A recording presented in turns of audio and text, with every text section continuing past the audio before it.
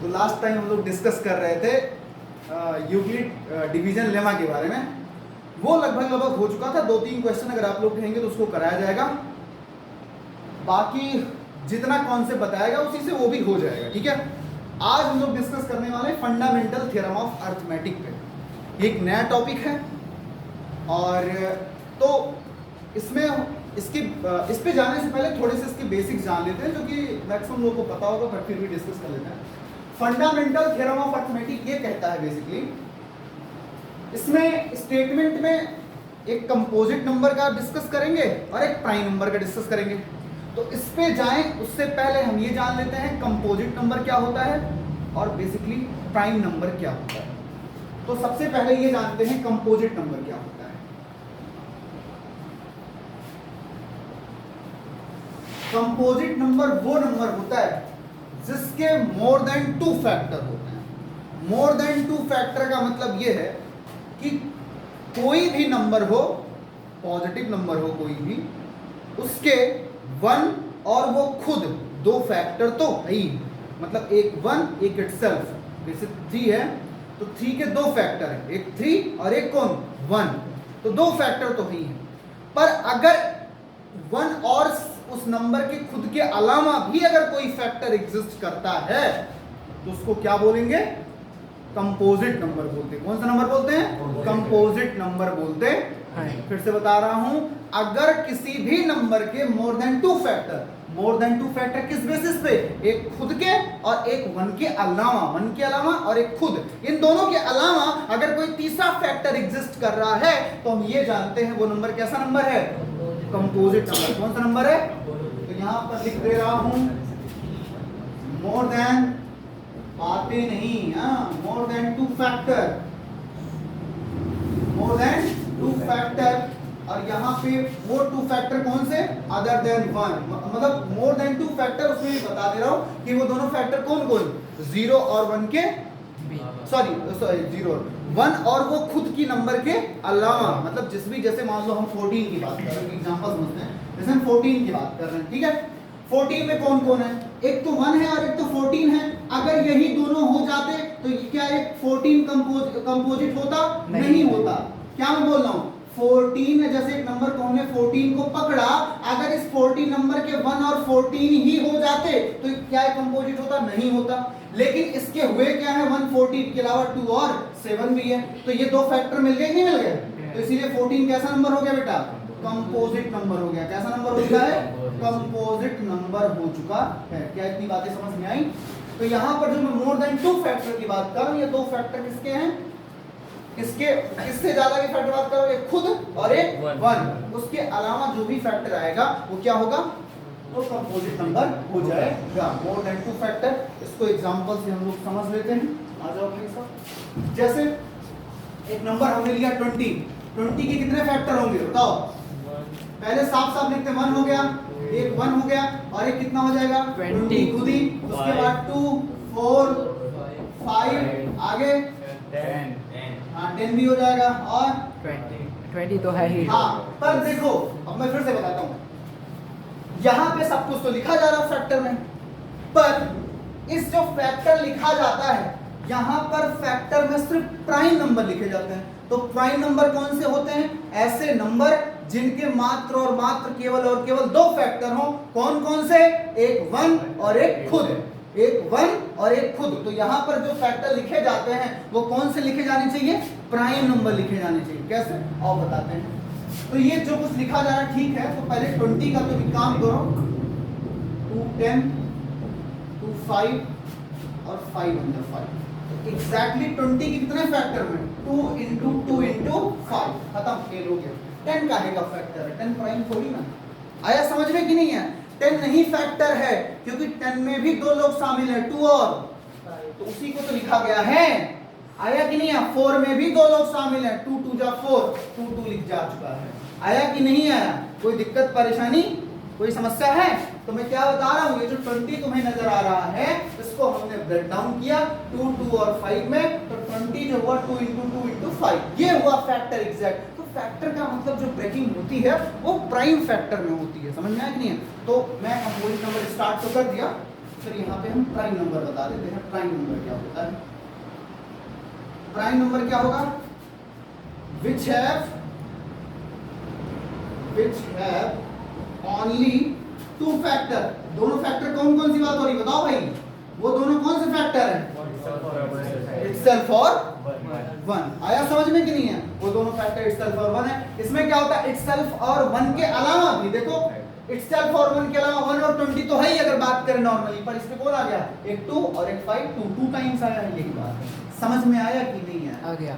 अब बेसिकली बोला जाता है कि 1 हमारा प्राइम नंबर नहीं है। क्यों नहीं है 1 प्राइम नंबर? उस पे हम लोग डिस्कस करें उससे पहले इसको नोट कर लो। तो बेसिकली प्राइम नंबर कहाँ से स्टार्ट होता है? प्राइम नंबर एक नेचुरल नंबर है का जो कि कहाँ से स्टार्ट होता है? 2 से स्टार्ट। कहाँ से स्टार्ट होता है? प्राइम नंबर एक नेचुरल नंबर है जो कहाँ से स्टार्ट होता है? 2 से स्टार्ट होता है। कोई समझ, कोई दिक्कत परेशानी? 1 प्राइम नहीं है ना? पता ही नहीं पता 1 प्राइम नहीं है, इसको छाप लिया जाए। तो अब हम लोग पढ़ते हैं भाई साहब फंडामेंटल थ्योरम ऑफ अरिथमेटिक का स्टेटमेंट ये है, every positive composite number, every positive composite number, मान लेते हो कंपोजिट नंबर n है, ठीक है, n कैन बी एक्सप्रेस्ड, यहां पे दिख रहा है ना, can be expressed, can be expressed as a product of primes, as a product of primes, and this factorization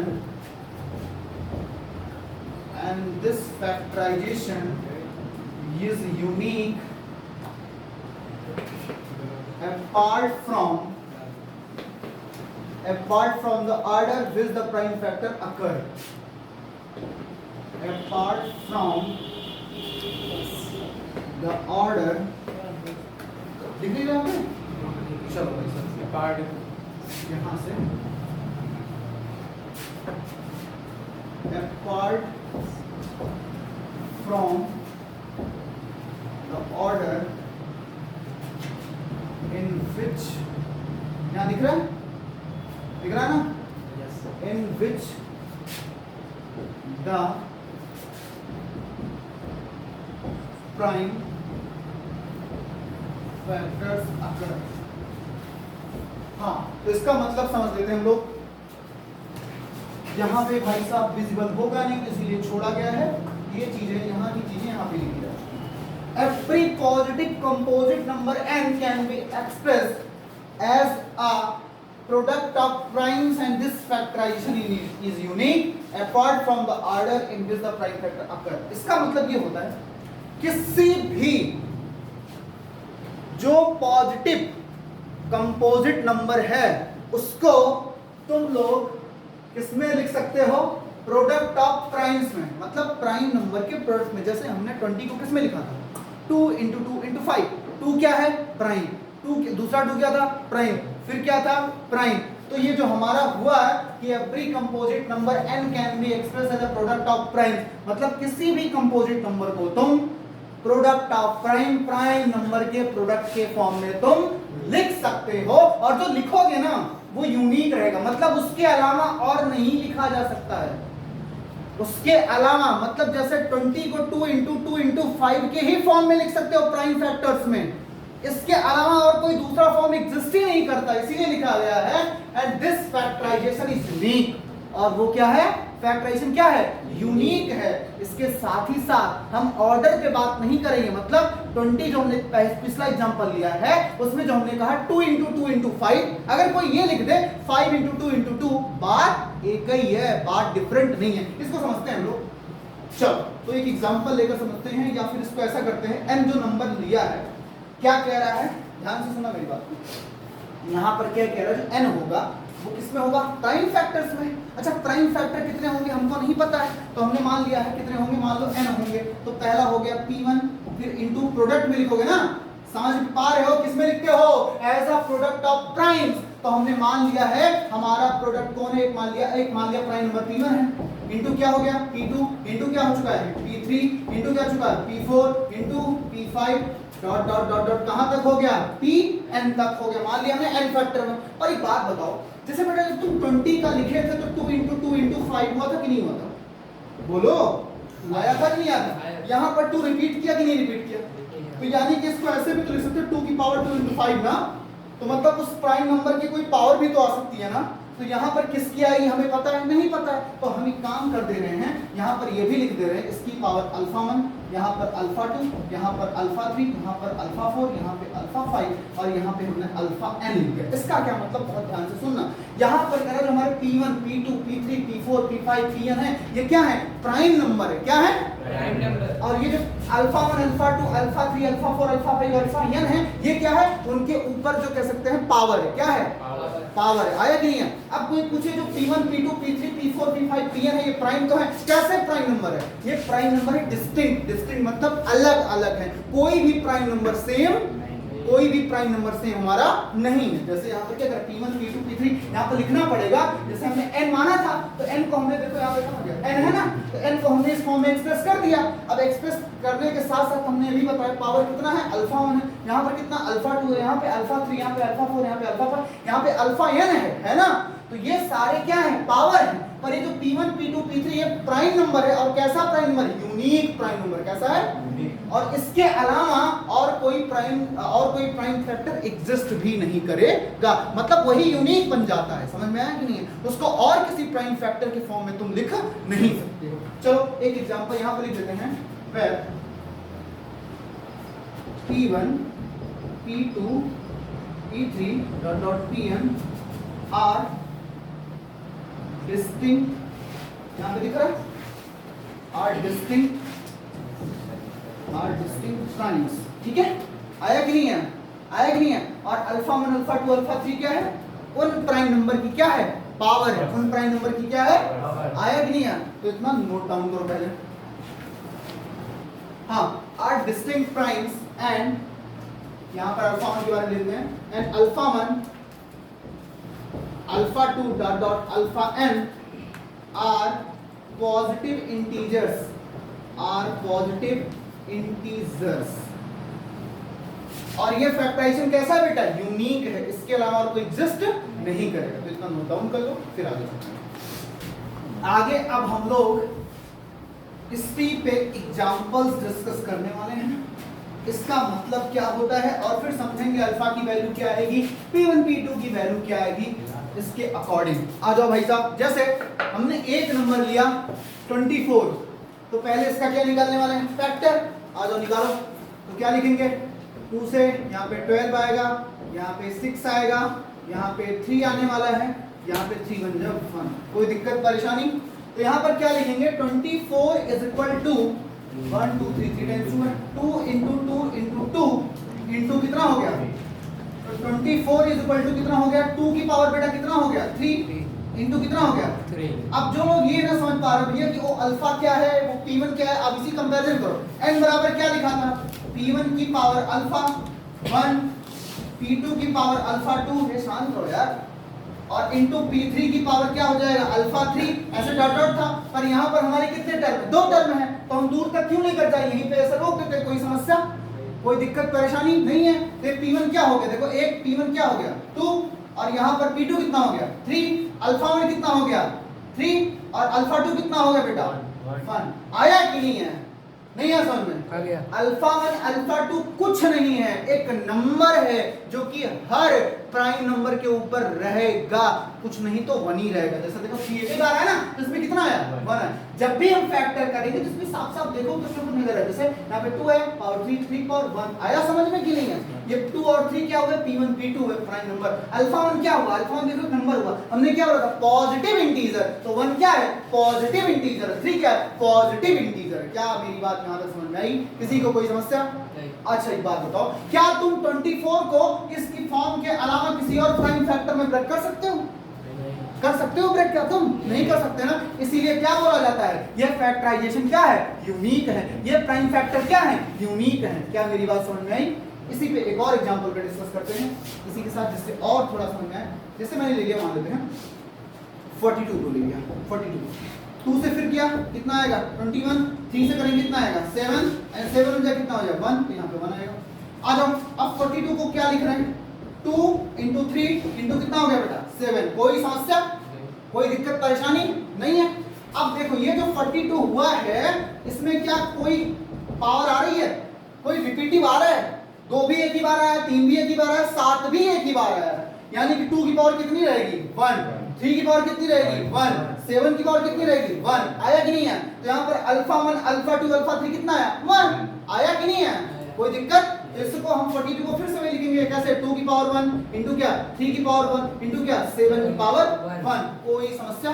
ये पावर इंडाइसेस की फॉर्म में पढ़े रहे होगे मैथमेटिक्स में, हां 9th में नहीं पढ़े रहे हो तो फिर से पढ़ाएंगे हम लोग। 2 की पावर 1 3 की पावर 1 7 की पावर 1। कोई समस्या भाई से बताओ 42 बराबर कितना हो गया 2 की पावर 1 3 की पावर इंटू 7 की पावर 1। किसी को कोई समस्या बताओ मुझे, कोई दिक्कत परेशानी दुविधा नहीं है ना? देख लो यहाँ पर फिर से, अगर नहीं समझ पा रहे फिर से बता रहा हूँ। यहाँ पे 3 है तो 3 ले लो, p1 की पावर अल्फा 1 इंटू p2 की पावर अल्फा 2 इंटू p3 की पावर क्या अल्फा 3। अब बताओ p1 की वैल्यू कितनी आ गई बेटा 2, p2 की वैल्यू कितनी आ गई बेटा 3, p3 की वैल्यू कितनी आ चुकी बेटा 7 और अल्फा 1 यहाँ पे दिख रहा है नहीं दिख रहा है, चलो कोई बात नहीं। हाँ तो यहाँ पर ये दिख रहा है ना भाई साहब, ये दिख रहा है ना? हाँ चलो आ जाओ। तो यहाँ से अगर हम यहाँ से वैल्यू को पुट अप करें तो p1 कितना है हमारा 2 आया, p1 कितना आया 2 आया, और p2 कितना आया 3 आया, p2 कितना आया 3 आया, और p3 कितना आया p3 हमारा आया 7। कोई समस्या? अब इसकी पावर कितनी है अल्फा 1 बराबर किसके 1 के, अल्फा 2 किसके 1 के, अल्फा 3 किसके। कोई समस्या?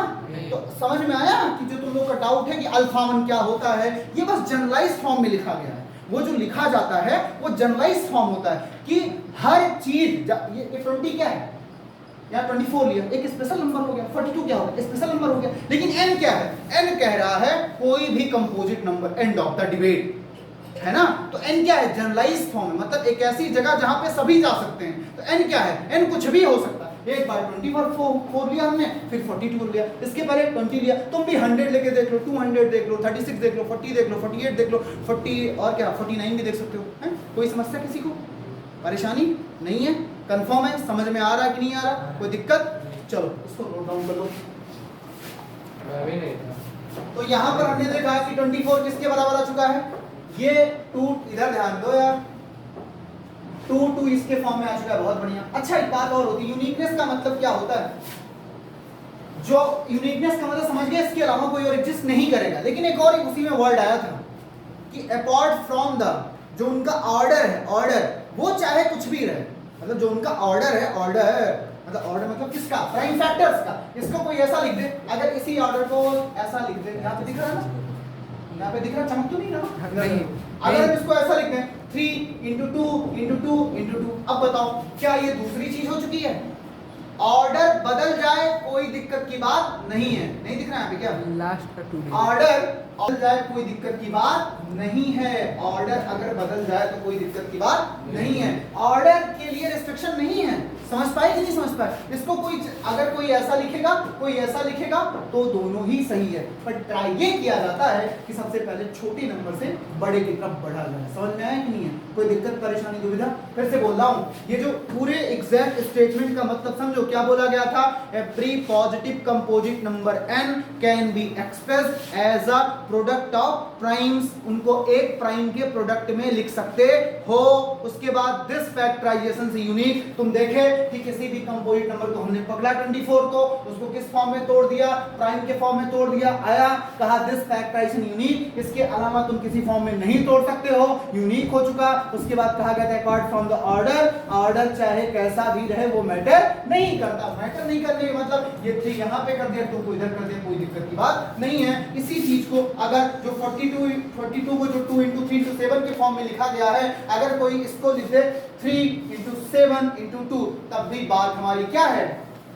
एक ही है। अगर इसको कोई लिख दे 3 into 7 into 2, तो बात क्या है? एक है। कोई समस्या, कोई दिक्कत परेशानी नहीं है ना? समझ में आया कि नहीं है? आया? आगे चले हम लोग, बहुत बढ़िया। चलो आ जाओ, इसमें अब हम आगे बढ़ते हैं और इसी पे थोड़ा सा एक रिलेटेबल कॉन्सेप्ट कह सकते हैं बन जाएगा बेटा। कि 1 क्यों प्राइम नंबर में शामिल नहीं हुआ है। यहां से एक रिलेटेबल कॉन्सेप्ट बनेगा, तो उस चीज को हम बहुत ही अच्छे से समझेंगे कि 1 प्राइम नंबर क्यों नहीं है। इसका एक अच्छा कॉन्सेप्ट बन सकता है, यहाँ पे मिल सकता है क्यों ऐसा है कि 1 प्राइम नंबर नहीं है। आओ भैया देखो, जैसे मैं फिर से वही एग्जांपल लेता हूँ बेटा, 24 को भी क्या लिखे थे, 2 इंटू 2 इंटू 2 इंटू कितना हुआ 3। हम मान लेते हैं कि 1, ध्यान से इधर समझो, हम मान लेते हैं बेटा कि 1 हमारा प्राइम नंबर है। हम क्या मान लेते हैं, 1 हमारा प्राइम नंबर है।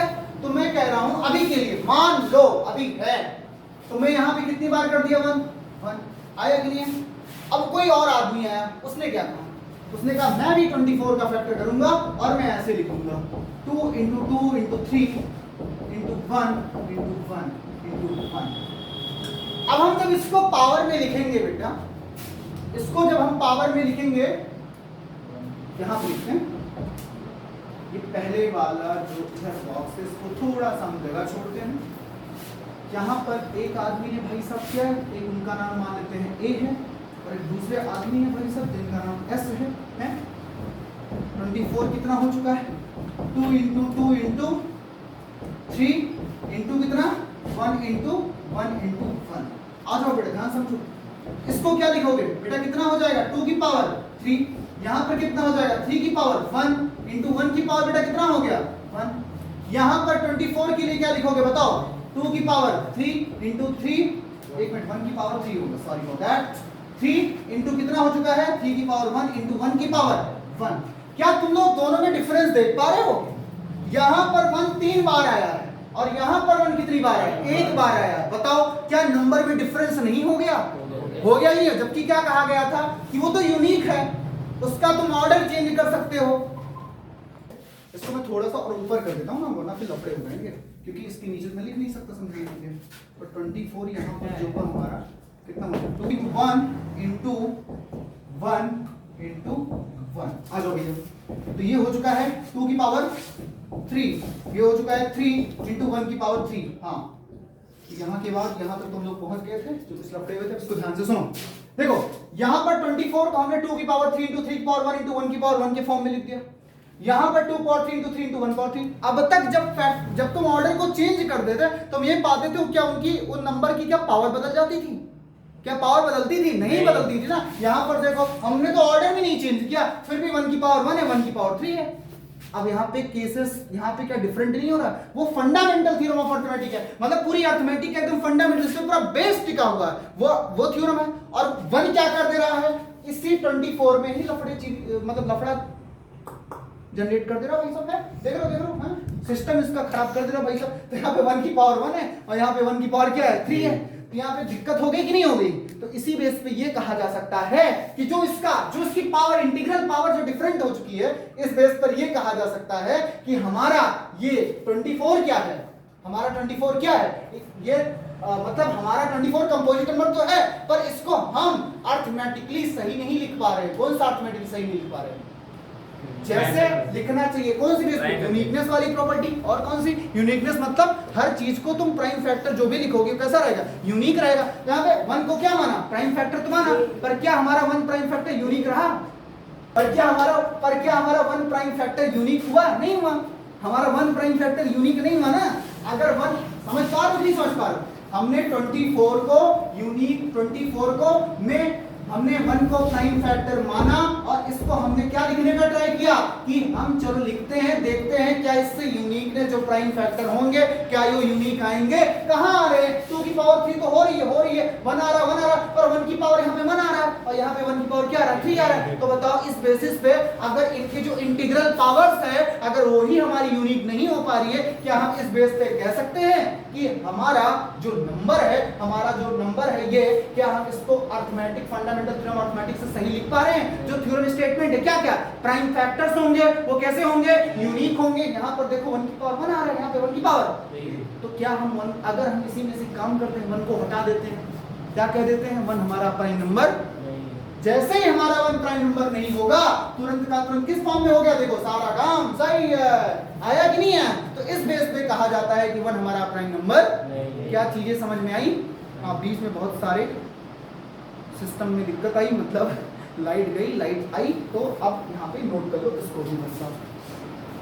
हाँ, तो हमने यहाँ पर बता दिया fundamental of theorem of arithmetics से कि 1 हमारा प्राइम नंबर क्यों नहीं है। क्यों नहीं है? क्योंकि वही एक सिस्टम में दिक्कत कर रहा था बेटा। यहाँ पे 1 की पावर 1 था, यहाँ पे 1 की पावर 3 है, तो दिक्कत कर रहा, लफड़ा कर रहा है भाई सब। फिर क्या दिक्कत है? उसको हटा दो। क्यों हटाने? क्योंकि तो फंडामेंटल थ्योरम ऑफ अर्थमेटिक है। ये थ्योरम तो पूरी अर्थमेटिक का बेस है। अगर ये अर्थमेटिक का बेस है वो तो सही होना चाहिए। तो हमने क्या इस बेस पे हम कह सकते हैं कि 1 हमारा प्राइम नंबर नहीं, 1 हमारा प्राइम नंबर नहीं है। ठीक है, अब फंडामेंटल थ्योरम ऑफ अर्थमेटिक में इतना ही। इसके बाद हम लोग मिलते हैं नेक्स्ट वीडियो में, इसी के आगे डिस्कस करेंगे। इस पे एक दो न्यूमेरिकल और फिर आगे की क्लास आगे कंटिन्यू।